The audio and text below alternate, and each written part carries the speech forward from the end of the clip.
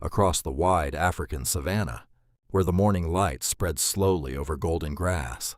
The giants begin to move. A giraffe steps through the trees. An African buffalo lowers its head into the grass.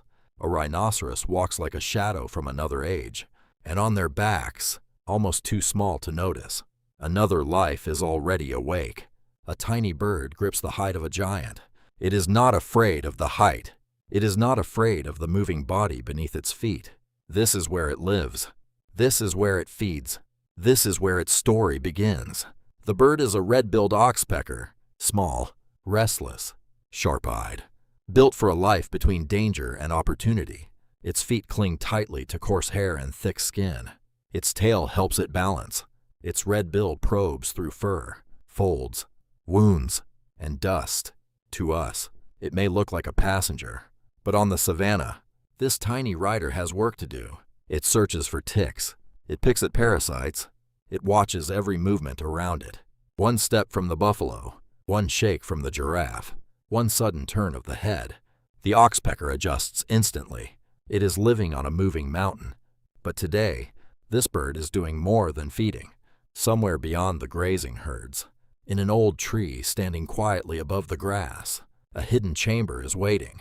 Dark, narrow, protected, a place where new life can begin. The oxpecker lifts from the buffalo's back and flies low across the savanna. Its mate follows. Together, they move from animal to animal, from tree to tree, from open light toward a small darkness that may become a home. For most birds, a nest is built in branches, woven with care, exposed to sunlight and wind. But oxpeckers choose something different. They look for a hollow, a natural cavity in a tree, a small entrance, a deep space inside, a place hidden from many eyes. The female enters first. Inside, the world changes. Outside, the savanna is bright and open.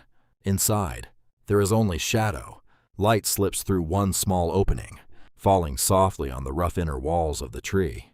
There are no leaves here, no view of the sky, no open breeze, only a quiet chamber, warm, still, and safe enough. The pair begins to prepare it. They bring dry grass, animal hair, bits of bark, soft material collected from the same giants they ride each day. The nest is not beautiful in the human sense. It is not shaped like a perfect bowl. It is not decorated. It does not need to be. In nature, beauty is often simple: a dry hollow, a soft floor, a hidden entrance, enough protection for fragile lives. Soon, the female settles deep inside. Her body grows still, and then, in the darkness, the first egg appears. Small, pale, cream-colored, marked with fine brown speckles. A tiny promise. Then another, and another. 3 eggs rest beneath the mother's body, hidden inside the old tree. Outside, the giants continue moving. Buffalo graze. Giraffes browse among thorn trees. Rhinos push through dust and grass. But inside the hollow, time becomes slower. The female stays close to the eggs, warming them with her body. She turns them carefully. She listens. She waits. Every sound matters now. A scratching claw on bark. A wing beat too close. A snake moving through the branches. A shadow passing the entrance. The hollow is safe, but it is never completely safe. In the wild, every beginning is surrounded by danger. The male leaves the nest again and again. He returns to the backs of giants. On a buffalo's shoulder, he searches through thick hair. On a giraffe's neck, he grips against the pull of movement. On the body of a rhinoceros, he walks across skin like cracked earth. He finds small meals, ticks, larvae, tiny insects, bits of food hidden where larger creatures cannot reach. One search, one bite, one return. Again and again, he brings food back to the hollow. The female receives it. The eggs remain warm. There is no grand moment here. No sudden victory. Only patience. Only repetition. Only 2 small birds, doing the same necessary things until life is ready to answer. Days pass. The sun rises. The sun falls. The savanna turns gold, then red, then blue-black. At night, the hollow becomes completely dark. The eggs lie beneath the mother, silent and warm. Inside each shell, something is changing. A heartbeat begins. A body forms. A beak takes shape. Tiny feet curl. Closed eyes wait for a world they have never seen. Then one morning, a sound comes from beneath the mother. Almost nothing. A faint tap. A pause. Another tap. The first chick is breaking through. There is no drama in the way life begins. No music in the hollow. No open sky. No audience. Only a small beak, pressing against a thin wall of shell. A crack appears. Then another. The chick pushes with all the strength it has. At last, the shell opens. The first Oxpecker chick enters the world. It is bare, weak, blind. Its skin is soft. Its body trembles. Its bill is pale, not yet the bright red of its parents. It cannot stand. It cannot see. It cannot feed itself. But it can breathe. And in this hidden darkness, that is enough. Soon, the second egg begins to open. Then the third. 3 tiny chicks lie together in the nest, pressed against one another for warmth. Around them are pieces of broken shell, dry grass, animal hair, and dust from the old tree. A new generation of tiny riders has begun. Now the rhythm of the parents changes again. Before, they protected eggs. Now, they must feed hungry mouths. The chicks lift their heads blindly whenever they feel movement. Their mouths open wide in the dark. They do not know what the world looks like. They only know hunger, warmth, sound, touch. The father flies out. The mother waits. Then he returns with food. A small piece, a tiny insect, a soft meal. The food passes from parent to chick. One mouth, then another, then another. Nothing is wasted. Outside, the savanna is full of strength. Buffalo horns, giraffe legs, rhino hide, predator eyes in the grass. But inside the hollow, strength looks different. It is a mother staying still. It is a father returning.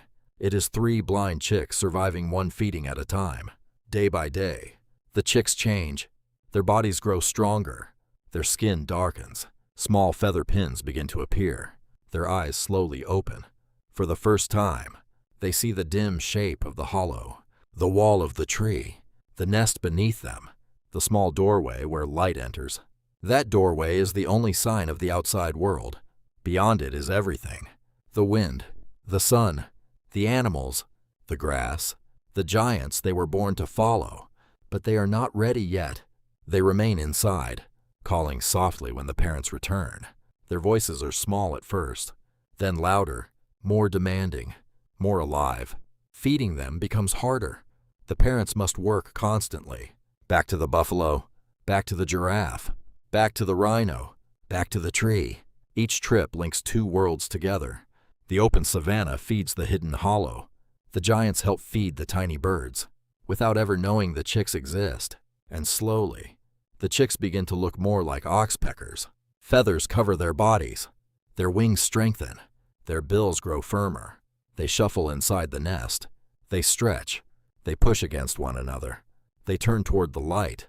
The hollow that once felt like an entire world begins to feel smaller. One chick climbs toward the entrance. It pauses. Outside, the savanna is bright. Too bright. The wind touches its face for the first time. Below, the ground is far away. Branches move. Leaves tremble. A giraffe passes in the distance, its long neck rising above the trees. The chick does not understand it yet, but one day soon, that giant will not be scenery. It will be a place to land. The parents call from outside. The young bird leans forward, then pulls back. Leaving the nest is not simple. Inside the hollow, there is safety. Outside, there is life, and life always asks for courage. At last, one young oxpecker steps out. Its claws grip the bark. Its wings open. The body drops. For a moment, it is falling. Then the wings catch air. Not perfectly, not gracefully, but enough. The young bird reaches a branch. It has survived its first flight. Soon the others follow. 3 young oxpeckers now stand outside the hollow, seeing the world that fed them before they ever saw it. The parents do not stop caring for them immediately. They still guide them, still feed them, still lead them toward the herds. And there, the next lesson begins. A buffalo stands in the grass, massive, dark, breathing slowly. To a young oxpecker, it must seem enormous. The parent lands first. It grips the buffalo's back with confidence. It walks through the hair. It pecks and searches. The young bird watches. Then it tries. It lands awkwardly, feet slipping slightly against the moving hide. The buffalo flicks an ear. The young oxpecker freezes, but the parent stays calm. So the chick learns. It learns how to balance when the animal moves. It learns where insects hide. It learns how close is too close. It learns how to lift away when the giant shakes. The life of an oxpecker is not learned in a quiet classroom. It is learned on breathing bodies, on warm skin, on shifting backs, among dust, flies, horns, and footsteps. The young birds follow the adults from one animal to another. A giraffe becomes a tower of food. A buffalo becomes a moving field. A rhino becomes a fortress of skin. The oxpecker's world is built on giants, but the relationship is complicated. Sometimes the bird removes parasites. Sometimes it feeds near wounds. Sometimes it warns the herd with sharp calls when danger approaches. It is helper, watcher, feeder, survivor, not purely gentle, not purely harmful, just wild. In nature, relationships are rarely simple. Every creature gives. Every life must find a way to continue. As the young oxpeckers grow, their bills become brighter. Their movements become quicker. Their confidence grows. They no longer wait in darkness. They ride. They feed. They call. They lift into the air and return to the backs of giants. The same cycle that began in a hidden hollow now spreads across the open savanna. One day, these young birds will search for their own tree. They will look for a dark cavity, a small entrance, a safe chamber. They will gather dry grass, animal hair, and bark fibers, and in the quiet darkness, another set of eggs will appear. Small, pale, speckled, another beginning, because the life of the oxpecker is a story of contrast. It lives in the open, but raises its babies in the dark. It rides on giants, but begins as something helpless and blind. It depends on powerful animals, but protects a tiny hidden world inside a tree. Across the savanna, the giants keep moving. Their footsteps press into the dust. Their bodies carry insects, scars, and stories. And above them, the tiny riders remain, not decoration, not passengers, but survivors, born in darkness, raised by patience, trained on the backs of giants. The oxpecker reminds us that life does not always begin in the place where it will be lived. Sometimes, a creature made for open skies must first grow in a hollow with no light. Sometimes, the smallest life depends on the largest bodies. And sometimes, in the middle of a vast and dangerous world, a dark little nest inside an old tree is enough to hold the future.